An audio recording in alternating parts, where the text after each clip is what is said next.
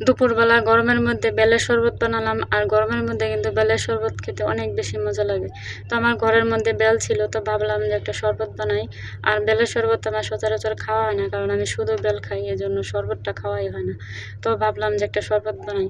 অনেক গরম পড়ছে, কিন্তু হঠাৎ করে প্রচুর রোদ পড়ছে।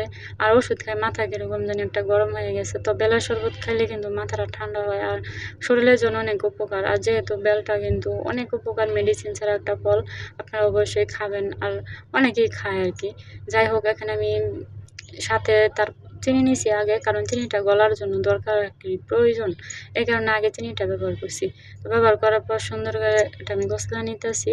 আর একসাথে কচলাইছি যাতে চিনিটাও কচলানো হয় আর বেলটাও হয়। কিন্তু বেলটা আমি দোক্কা খাই, বেশি একটা গলাবো না। দোক্কা আমার কাছে মজা লাগে, এই কারণে আমি আরকি হাতে দিয়ে মানে ছেঁকে নিছি। যাই হোক, অনেকেই ছাঁকে, অনেকেই ছাঁকে না। তো খুবই মজা হয়েছিল। বেলের শরবতটা অনেক ভালো লাগছে।